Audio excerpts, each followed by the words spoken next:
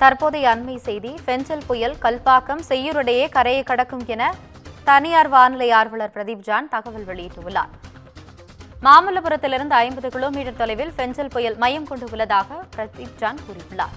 மெல்ல மெல்ல நகர்ந்து வரும் பெஞ்சல் மாலை கரையை கடக்கும் என வானிலை ஆய்வு மையம் கூறியிருந்தது.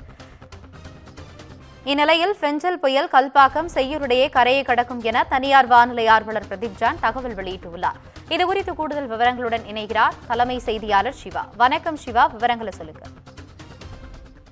ஆனந்தி, வங்கக்கடல்ல நிலை கொண்டிருக்கக்கூடிய இந்த பெஞ்சால் புயல் என்பது தற்போது மகாபலிபுரத்திற்கும் கல்பாக்கத்திற்கும் இடையே அந்த கடற்பரப்பில் நிலை கொண்டிருக்கிறது என்று தனியார் வானிலை ஆர்வலர் பிரதீப் ஜான் தற்போது தெரிவித்திருக்கிறார்.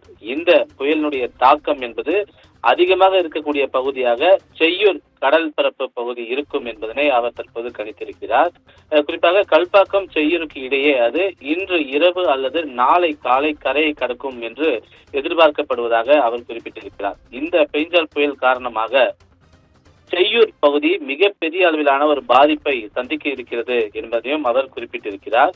தற்போது வங்கக்கடல்ல நிலை கொண்டிருக்கக்கூடிய இந்த புயல் அங்கே வங்கக்கடல்ல இருக்கும் போதே சென்னையில் இருக்கக்கூடிய பல்வேறு பகுதிகளில் ஒரு மிதமான மழையை கொடுக்கக்கூடிய வகையிலான வாய்ப்புகள் இருக்கிறது என்றும், ஆனால் தரைக்காற்று இதன் மூலமாக அதிகரிக்க கூடும் என்றும், தற்போது மகாபலிபுரம் கல்பாக்கம் இடையே இது கரையை கடக்கும் என்று எதிர்பார்த்தாலும் கூட கல்பாக்கம் செய்யூருக்கு இடையேதான் இன்று இரவு அல்லது நாளை அதிகாலை கரையை கடப்பதற்கான வாய்ப்புகள் இருக்கிறது என்றும், இதனுடைய பாதிப்பு செய்யூர் பகுதியில மிகப்பெரிய அளவிலான ஒரு பாதிப்பை செய்யூர் பகுதி சந்திக்க இருக்கிறது என்று தெரிவித்திருக்கக்கூடிய அவர், அதனுடைய தாக்கம் என்பது புதுவைக்கும் இருக்கிறது என்பதனை அவர் குறிப்பிட்டிருக்கிறார். இருப்பினும் அதிகாரப்பூர்வமாக வானிலை ஆய்வு மையம் கொடுக்கக்கூடிய தகவலை அனைவரும் பின்தொடர வேண்டும் என்பதே அவர் கொடுத்திருக்கக்கூடிய இந்த ரீசன்ட் அப்டேட். ஆனந்தி,